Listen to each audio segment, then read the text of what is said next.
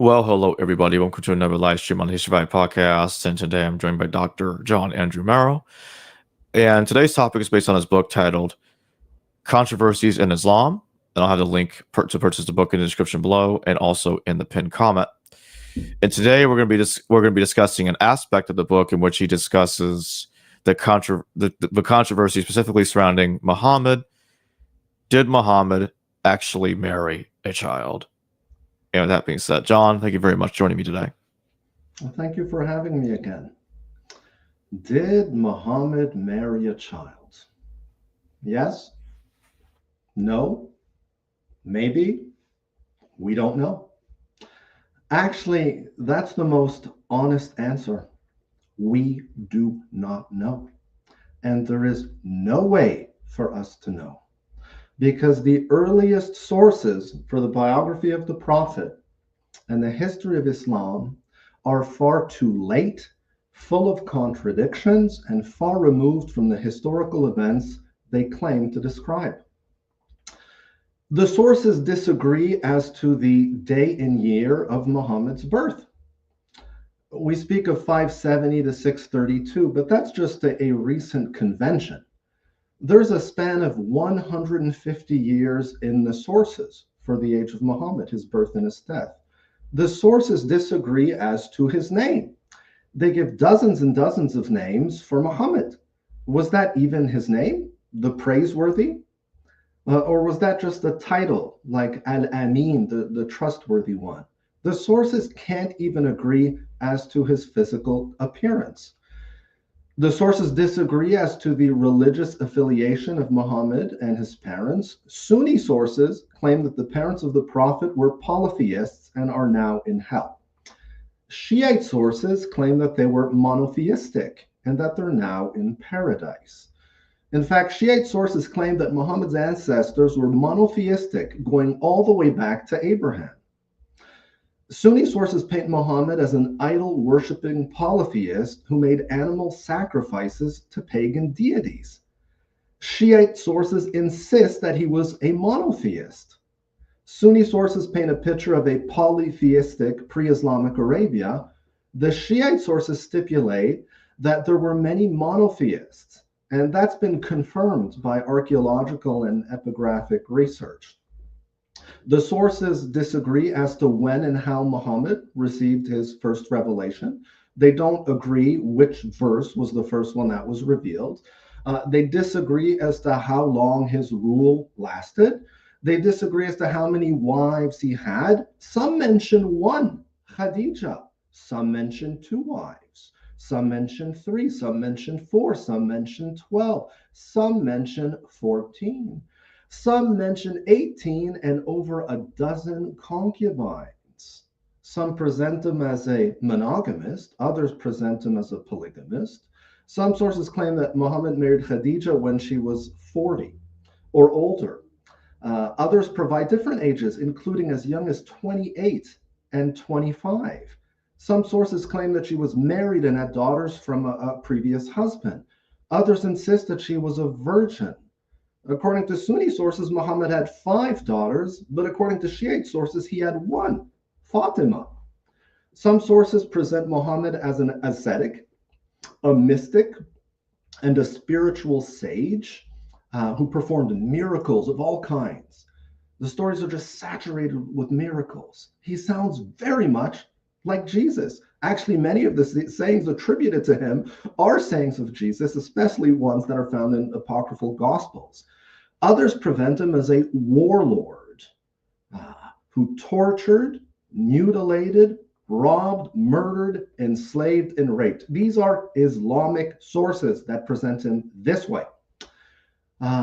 They provide radically different, incompatible, and irreconcilable views of Muhammad, his life, and his teachings. And this explains why there are so many different Islamic sects. Is Sufism rooted in Islamic sources? Yes, but so is Wahhabism. Is Rumi rooted in Islamic sources? Absolutely, but so is Osama bin Laden, Abu Bakr al-Baghdadi, the Taliban, Hamas, Boko Haram, and ISIS. You find what you seek.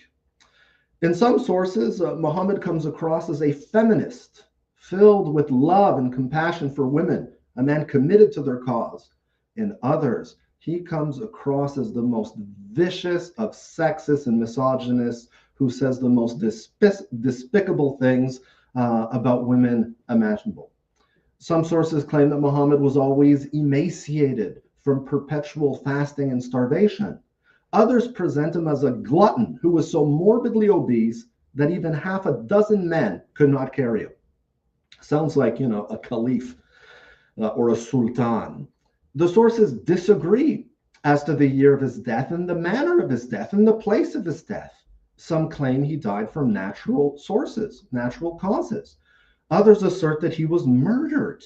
And they don't agree on the cause and the culprit. According to one version, he was poisoned by a Jewish woman and died a few years later from its lingering effects. According to another, he was poisoned by Safiya, his Jewish wife or concubine. According to yet another, he was poisoned by his wives, Aisha and Hafsa, the daughters of Abu Bakr and Umar. And according to another, he died during the conquest of Jerusalem.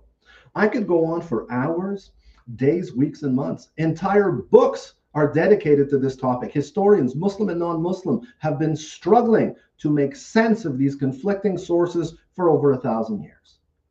If one thing is clear, it is that we cannot speak of the life of Muhammad. We can only speak of the lives of Muhammad. The historical Muhammad has been lost to history. Only tiny traces of him remain. What's my point? To answer the question, did Muhammad marry a child? We must distinguish between the historical Muhammad, and we have to whom we have no credible access, and the Muhammad of the Islamic tradition. However, as I've shown, there is no single historical Muhammad, but a series of mythological Muhammads. To the complex question of, did Muhammad marry a child? I respond with complex questions. Which mythological Muhammad are we talking about? What are the conditions for marriage? And what is a child? Well, let's start with the last one. It has legal, biological, and psychological definitions. Legally, in modern times, a child is defined as anyone under the age of 18. So according to that definition, the mythological Muhammad did indeed marry a child, according to some equally mythological sources. Biologically speaking, a child is anyone who has not reached the age of puberty. But what is puberty? Its definitions vary through time and place. Muslim jurists came up with many different definitions. Some stipulated that it was signaled by the growth of pubic hair, others by the budding of breasts, and yet others by menstruation. Some jurists put a minimum and maximum age for puberty, 9-year-old as the earliest and 18 years old for the latest, for girls we're talking about. Others ruled that even in the absence of physical indicators of puberty, a girl became a woman at the age of 9, irrespective of the state of her body. There are entire volumes devoted to defining puberty according to Islamic jurisprudence. Some rely on physical and biological characteristics. Others rely on age, and yet others factor in psychological and emotional factors. So it's not black and white. It's not cut and dry. On this issue, as with others, Islamic jurisprudence provides a vast spectrum of opinions. So yes, some jurists claim that 9-year-old girls and even babies can get married, while others stipulate menstruation, 13 to 15, and even 18 years of age. As can be appreciated, menstruation, as opposed to age, is a more reliable biological indicator of physical maturity. However, it's not steady and varies based on numerous factors, including race, nutrition, fat index, and exercise. According to the most recent studies, the average onset of menstruation in American girls is 12 and a half. It was 14 in the early Middle Ages, 16 during the Renaissance, 14 during the Victorian era. In the 1830s to 1990, The average age of menstruation for Western European and North American girls has declined dramatically from 17 years old to an average of 11 years old. In contrast, the average age of menstruation for a Saudi girl is 13 and a half. So when we look at worldwide data, the differences are relatively slight and ranges from 12 to 16. But what about consent? Well, that's a very modern notion. In many cultures, not only Muslim ones, consent to marriage was immaterial. Fathers had the right to marry their daughters off to whomever they pleased. In many cultures, age of consent and age of marriage are one and the same. If you're old enough to have sex, you're old enough to get married. It's not like in the modern world where age of consent is far younger than the legal age of marriage. In many cultures, not just Muslim ones, one could get married at any age. However, one could not have intimate relations with a girl until she reached puberty.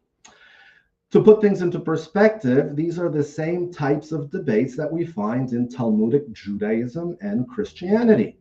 According to some rabbis, 3-year-old girls can marry.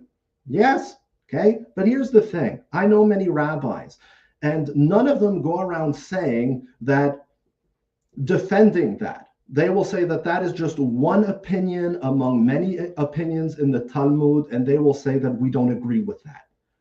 That's very different from these Muslim scholars who go around insisting that 9-year-old girls and 6-year-old girls can get married. That's a big difference. Other rabbis, according to others, the ideal time is between puberty and age 20. So whenever puberty is to age 20, that's a good time to marry, according to many rabbis. Some state that the minimum is 13 for boys and 12 for girls. So just like the Muslims did, the Jewish scholars, they tried to have minimum ages for boys and girls. Others recommend 18 for men and 16 for girls.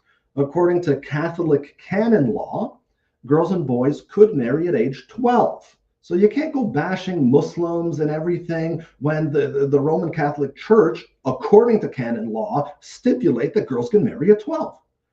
In 1917, that was changed to 16 for men, but 14 for women. So we have to be careful who we bash. In fact, I would encourage viewers to complete their genealogies as far back as they can, checking the ages of marriage of their grandparents, great-grandparents, and so on, and they will surely find that their female ancestors married when they were 16, 13, 11, and even younger. That was the norm. The shorter the average lifespan, the earlier the age of marriage. If we survey the laws around the world, the legal age of consent for sexual activity ranges from 11 to 21 years of age. The lowest age of consent is found in Nigeria, where it's legal for 11-year-olds to engage in sexual activity. In Angola, it's 12. According to the Japanese legal penal code is 13. In Burkina Faso and Niger and other places, it's 13.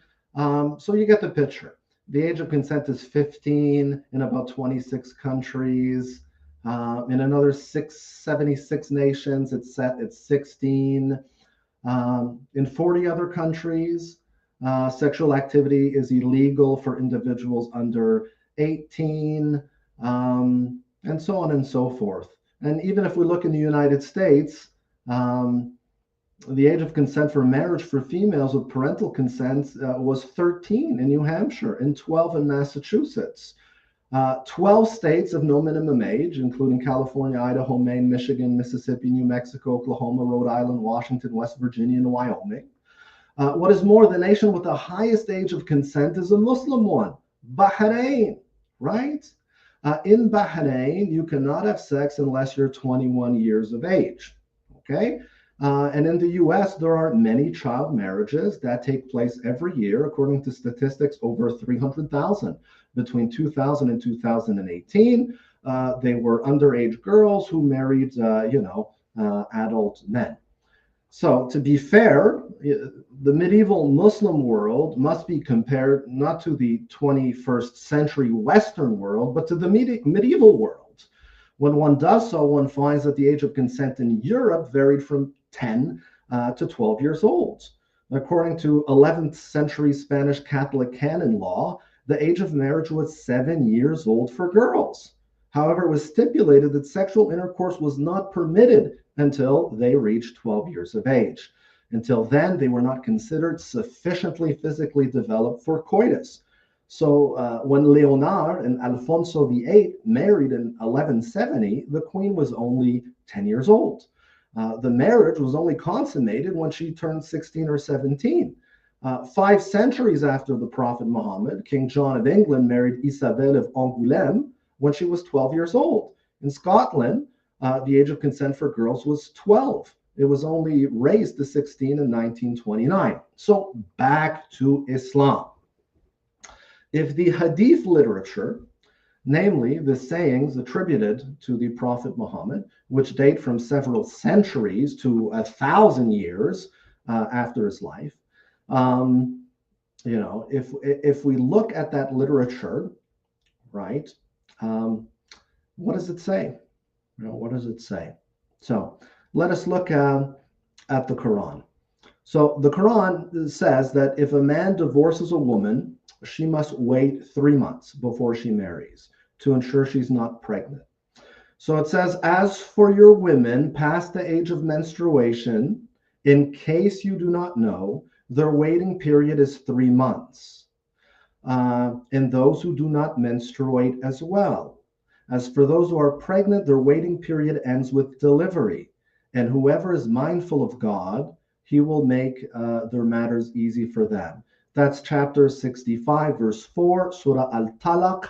After this little overview here, maybe not so little, we will examine the Quranic text itself in Arabic and see exactly what it says.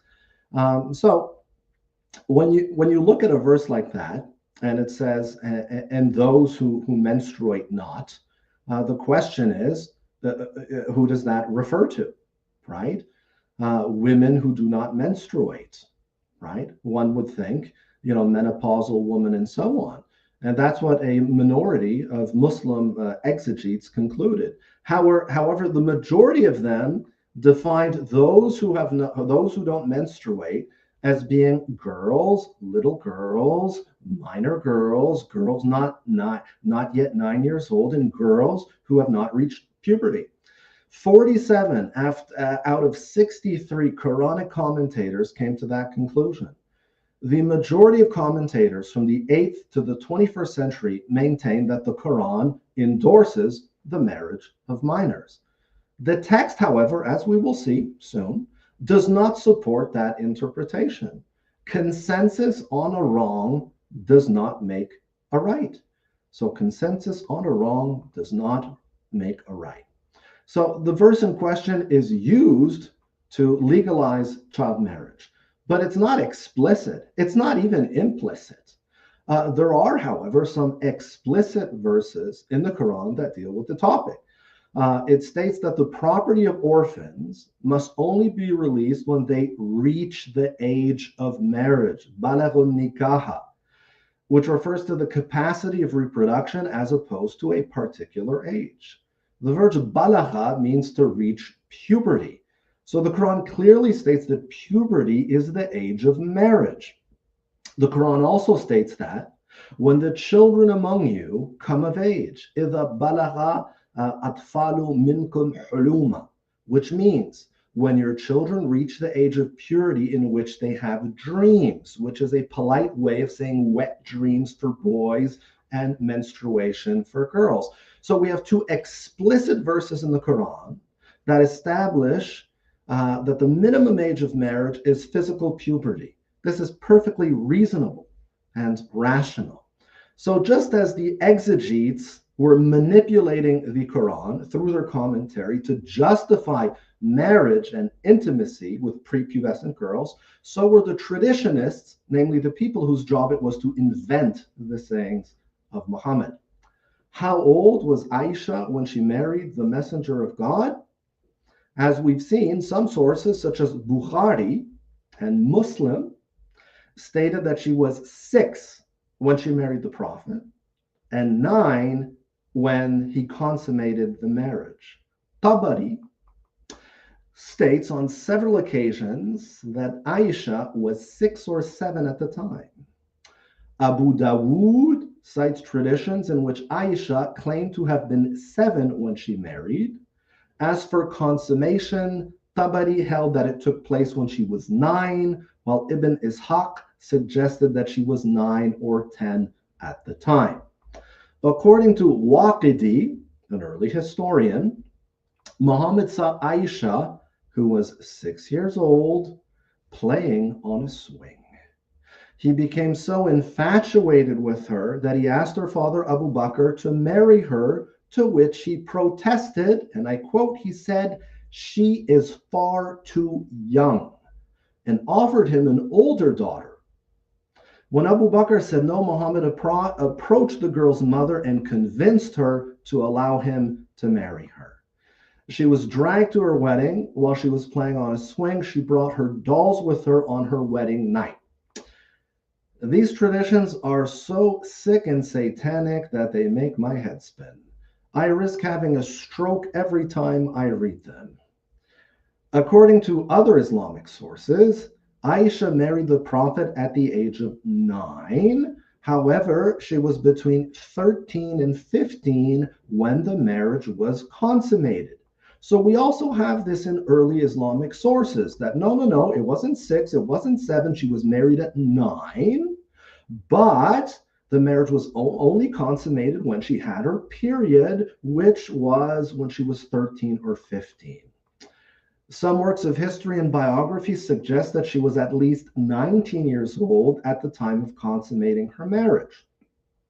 When Al-Ghazali, the Sufi authority, while Al-Ghazali, the Sufi authority, did not commit to a specific age, he concluded that regardless of how old she was, she only consummated her marriage with the Prophet when she was sufficiently mature, biologically mature, psychologically mature. So if you're confused yet, you should be. What's my point? The sources are not trustworthy. They're not reliable. I'm neither an Islamophobe who wants to beat Muslims over the head with the age of Aisha, nor am I an Islamist apologist who wants to defend these traditions or lie about them. If one thing is clear, it is that Muslims, scholars and lay people, have choices. Islamic sources state that Aisha was 6, 7, 9, 10, 13, 16, 18, and 19 when her 53-year-old husband Muhammad married her and maybe had sex with her.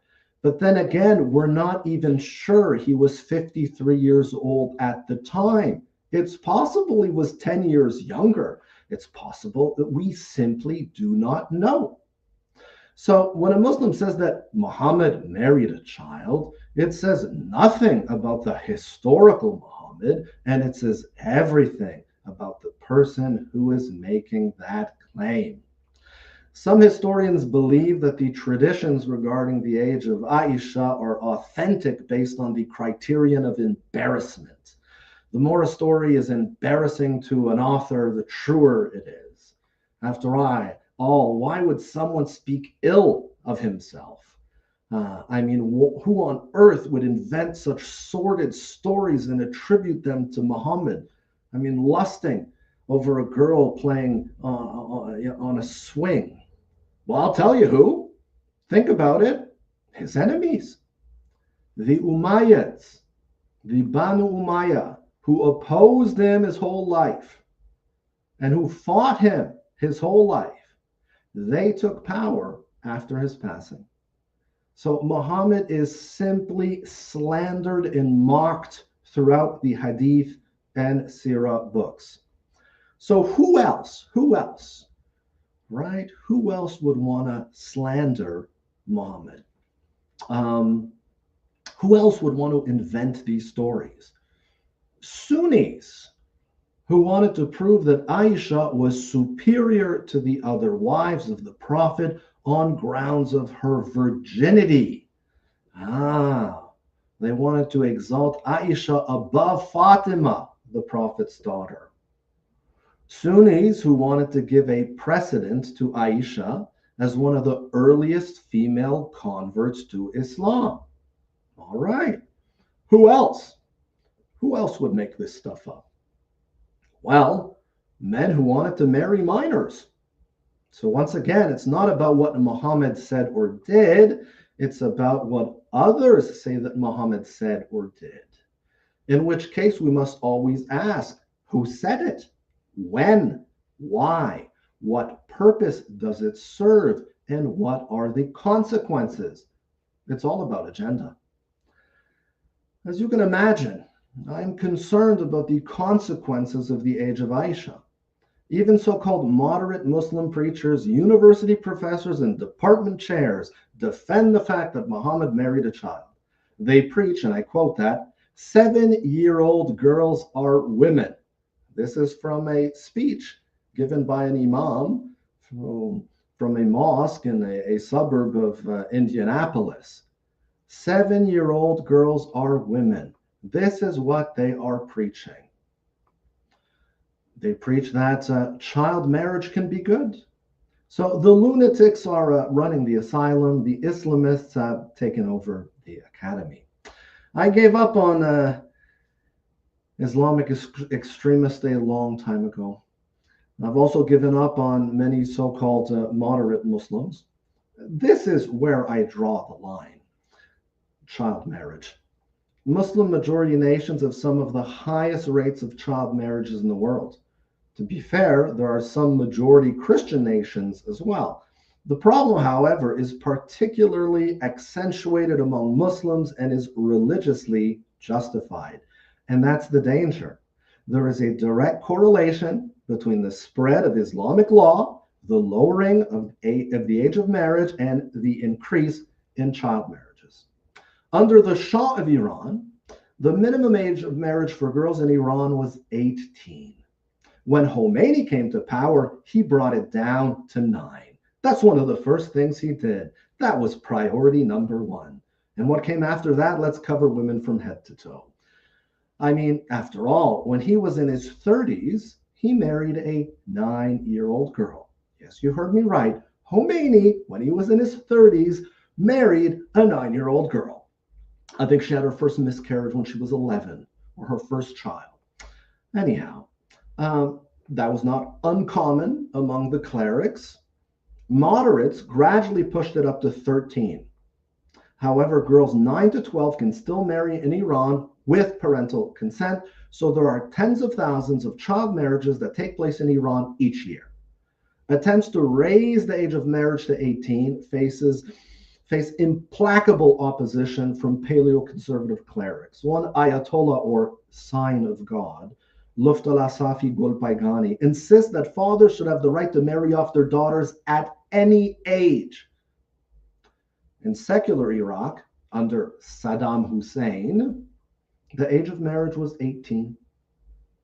Judges, however, had the discretion to marry girls as young as 15. So 15 in Iraq until very recently, just last year. 15 minimum. So child marriage reached 20%.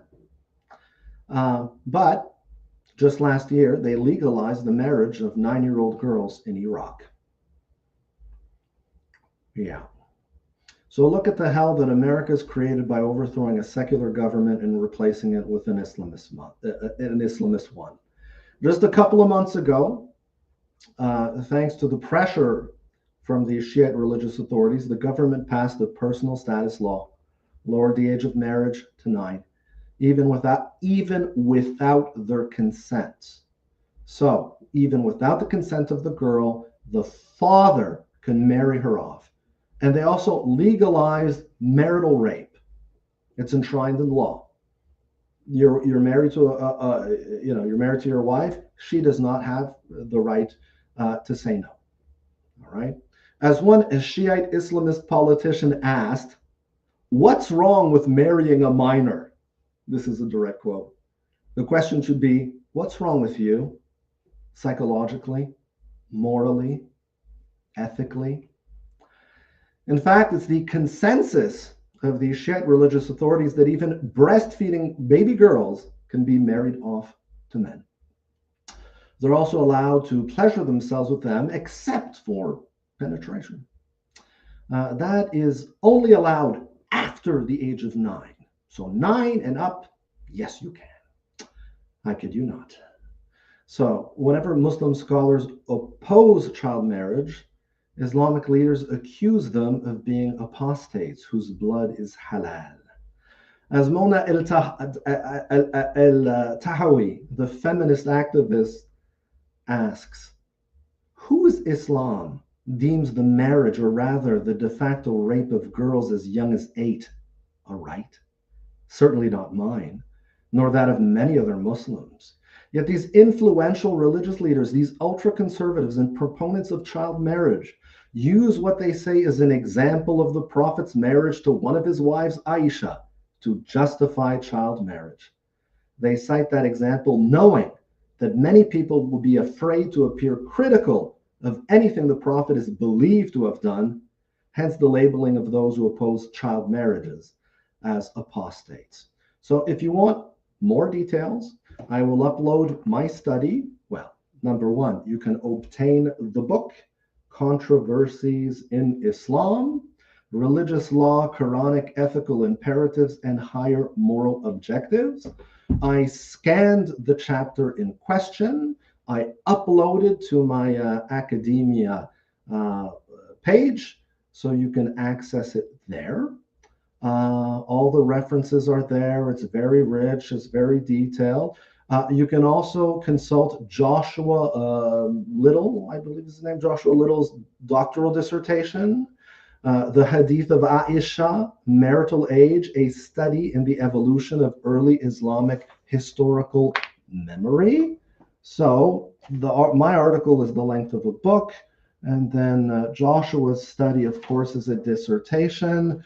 If you want something shorter, there's this book right here, Islamic Interpretive Tradition and Gender Justice, edited by Naveen Reza and Yasmin Amin.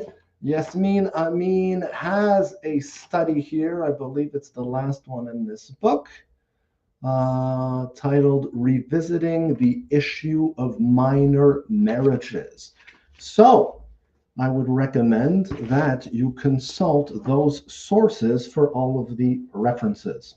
All right, I am ready to share my screen and to get into more details.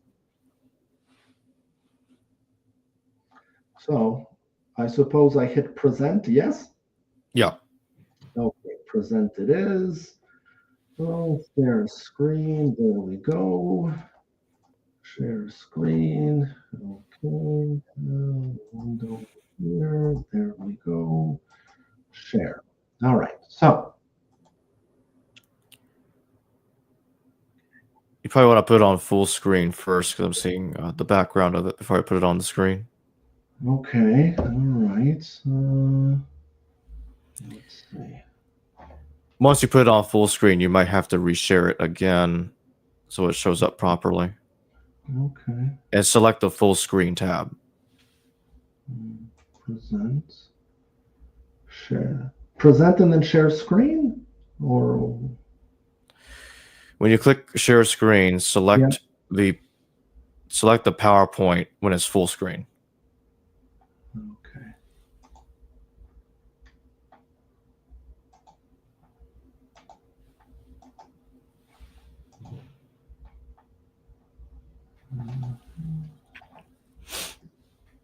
Is that better? Or no? No, that's not full screen. I'm saying make the PowerPoint full screen, then minimize out of it, yeah, I see. and then go to present, share screen, and select the PowerPoint as full screen. There. Right. Okay. So are we all right now? Yes, it's on full screen. Great. So here is the verse in question. All right. But perhaps we should look at the Arabic first. So let's see. All right. Okay. So you see this? Yes? Corpus Quran? I'm seeing the verse about the women past the age of menstruation. I'm not seeing anything else. Oh, okay. All right. So, well, let's just go back to where we were here. All right. So, the verse says, as for your women, past the age of menstruation, in case you do not know, their waiting period is 3 months, as well as those who menstruate not. As for those who are pregnant, their waiting period ends with delivery, and whoever is mindful of God, he will make their matters easy for them. So the Arabic is wala'i ya'isna minna al-mahidhi min nisaikum inni irtabitum fa'iddatuhunna thalathatu ashurun wala'i lam yahidn. Okay. So yes. Now, when negating verbs in the present tense, Arabic uses 4 different conjugations, depending on the type of the time of negation. There is lama, or not yet, which is used for things that have not occurred, but that will occur in the future.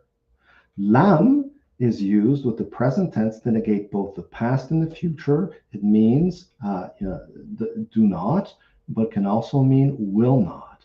Lan is used to negate the future. And la is used to negate the past, but not the future. So here you have a little chart of lama, lam, lan, and la. The women mentioned as those who do not menstruate uses the word lam for negation. Used with the present tense, lam means do not and can mean will not. So it cannot linguistically infer prepubescent girls. For this to happen, either lama, which would have referred exclusively to prepubescent girls, or la, which can be extended to include them, should have occurred. Therefore, lam yahidn cannot linguistically refer to prepubescent girls. And so you will find in the translations of the Quran that they are largely colored by the Hadith literature. All right. So some of them, instead of those who menstruate not, right? They have that in the past tense, right? And they infer that it refers to girls who have not, who are prepubescent. The problem with that, of course, is that the subject or the topic at hand, it deals with women. All right. So as for your women, all right, past the age of menstruation and so on, right, and those who menstruate not, it is talking about women. So this here cannot possibly refer to prepubescent girls because the topic at hand is divorce and the waiting period. It's talking about women. And the word nisa in Arabic is very clear. They're grown women, they're mature women, they're pubescent. It doesn't refer to little girls as some people would like it to say. There are some other verses in the Quran that I mentioned in my little overview there. For example, 4:6, it says, and test the orphans until they reach marriageable age. Balighun nikaha. So baligh means mature, or baligha means mature for a girl. It means someone who's reached the age of puberty. So test the orphans until they reach the age of puberty. And if you perceive in them sound judgment, release their property to them. So clearly it's linking maturity with puberty. Stop for 1 second. Have you moved forward in slides? Hmm? Have you moved several slides, or are you still on the same one? Yes. Are they not They're not showing? showing up. Why don't you try uploading the PowerPoint to StreamYard instead of sharing screens? Because it looks like it's not working properly. Okay. That might have been the issue earlier. So where it says present, slides and PDFs, just upload the PowerPoint presentation through there. Okay.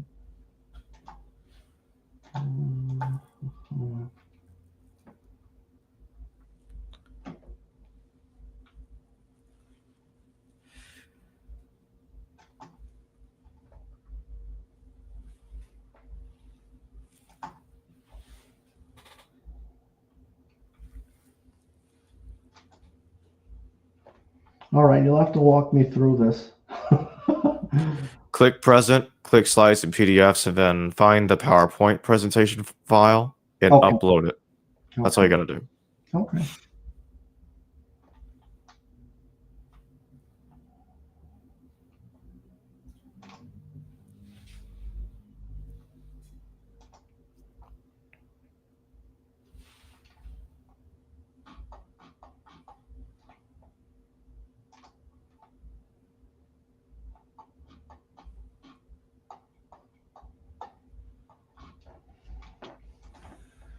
Ay, ay, ay.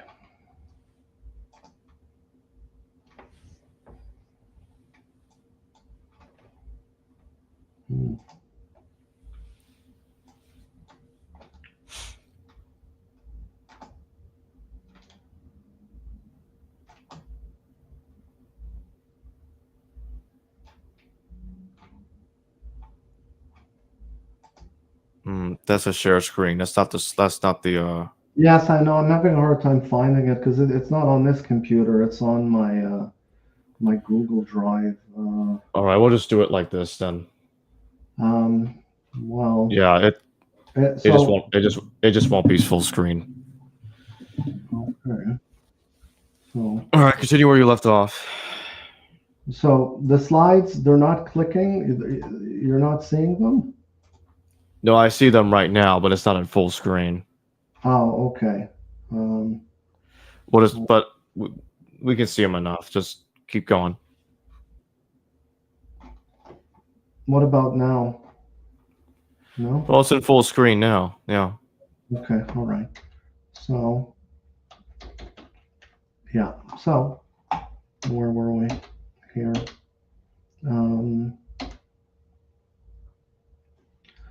Yes. So we have this other verse in the Quran that associates, puberty with maturity and so on.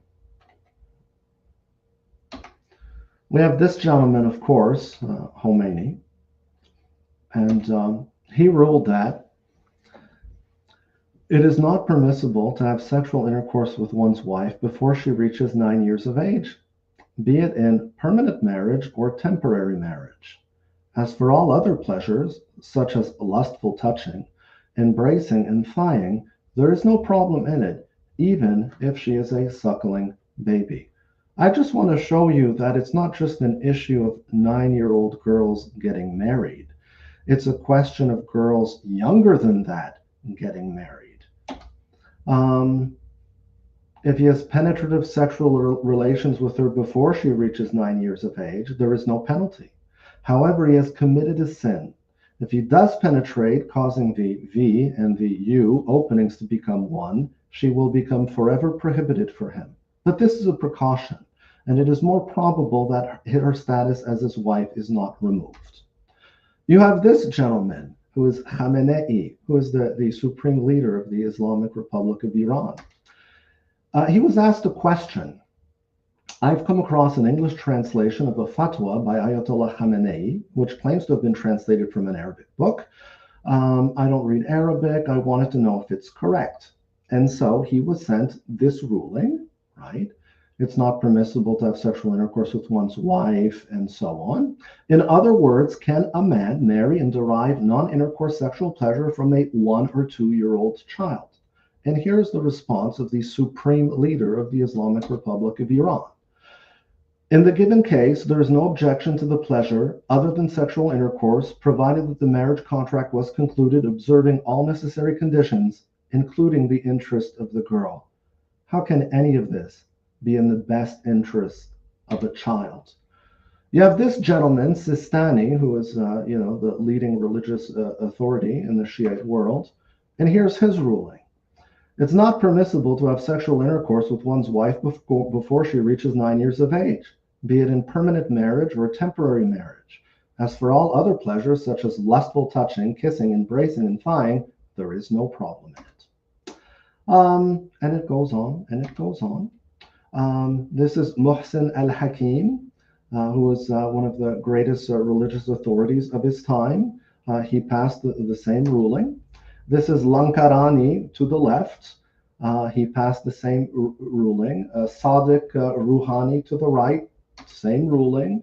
Abul Qasim al-Khui to the left, same ruling. Mudarrasi to the right, same ruling. This here to the left was actually the son of Khomeini, and he objected to his father's ruling, and he published his refutation of that ruling. Okay, so yes. And to the right, we have Ayatollah Fadlallah, who also passed a ruling prohibiting the marriage of minors. And to the left, we have one of the leading religious authorities in Iran, Makarem Shirazi, who also opposes child marriages. Okay, and to the right, we have Hamoud al-Amali, who's been very, very outspoken in his opposition of child marriage. Who was the first Shiite scholar to ever suggest that a person could have intimate relations without penetration with girls under the age of 9, even breastfeeding babies? It was this man, Muhammad Qasim Tabatabai Yazdi from Iraq.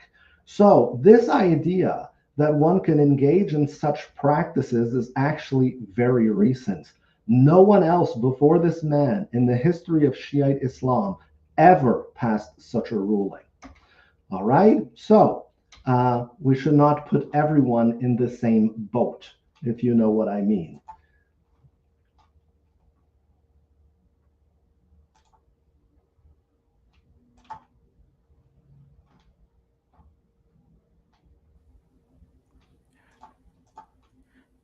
I saw the presentations disappeared. So is that it?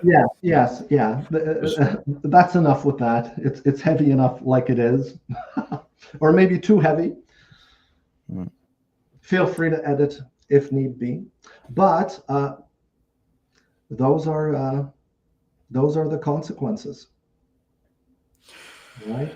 So do you see how far these people have come from that verse?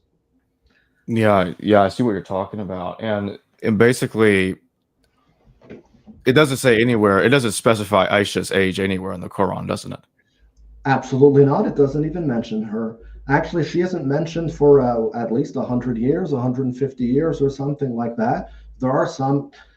It's the same thing with Jesus studies. Some people wonder if Jesus was even a historical person. Some people wonder whether even Muhammad existed. There are some scholars who they think Muhammad existed, but they wonder about people like Aisha and some other characters like Salman al-Farsi. Are these people actually historical characters and personalities? So no. That is the only verse in the Quran that these people use to justify child marriage. And let's just, let's leave all of our beliefs. Let's put everything aside, right? And just look at that verse. Look at that verse, right? As for your women past the age of menstruation, in case you do not know, their waiting period is 3 months. As well as those who menstruate not. Now, Jacob, if I present that to you and you know nothing, you have absolutely nothing, are you going to infer that says you can marry, prepubescent girls? No. It's not even talking about marriage. It's talking about divorce. Why would a prepubescent girl even be married? And why would someone be in the process of divorcing her? It makes no sense. And it's talking about nisa, women. It's not talking about banat or fatayat or anything like that. So, yes. And so obviously, okay, so why? One could argue that the people who interpreted the Quran were not very strong in Arabic. And it is true that most Muslim scholars were not Arabs. They were predominantly Persian.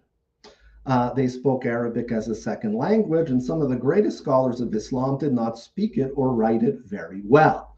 Could they have misunderstood the verse? I think it's highly unlikely. I think it's very clear what's going on here, that they wanted to they wanted to legitimize that practice by misinterpreting the text. But even in so doing, it's still a very weak argument. It's not strong. So you needed to strengthen it, and hence here comes the hadith literature, right? Okay, let's start making up all these hadith about marrying 7-year-old girls and 9-year-old girls and so on, right? There are all kinds of other factors going on in the Zoroastrian religion, right? In the Persian Empire, it was the custom, it was the tradition for girls to be engaged at the age of 7 and married at the age of 9. Okay, so we're 7th century, the Arabs conquer Persia, all of these people are Islamized, and since they were people of great culture and knowledge, they soon rose in the ranks and they became leading scholars, and they're interpreting or creating, right? They're seeing things through Persian lenses, or they're inventing things, right? They wanted to align their customs and practices with Islam. And so maybe, and some have suggested that this is due to Persian influence and Zoroastrian influence on Islam, that they introduced this whole thing of child marriages.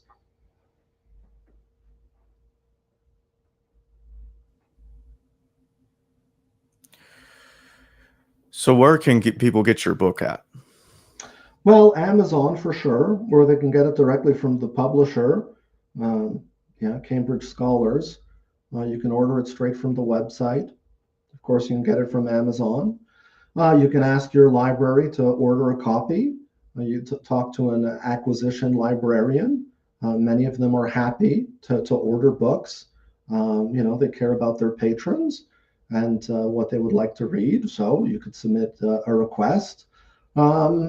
Or you can read it at a public library, a university library. So, that's the title, Controversies in Islam. These issues are very controversial. They're very contentious. For many people, they're very emotional.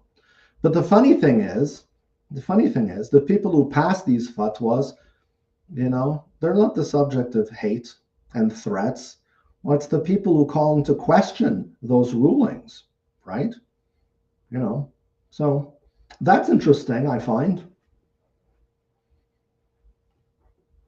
And before we close, I'd like to remind everybody that the link to purchase the book from Amazon is in the description below, and it will also be in the pinned comment.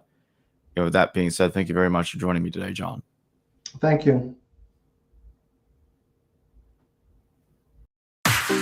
Hello viewers, thanks for watching this video from the History Valley YouTube channel.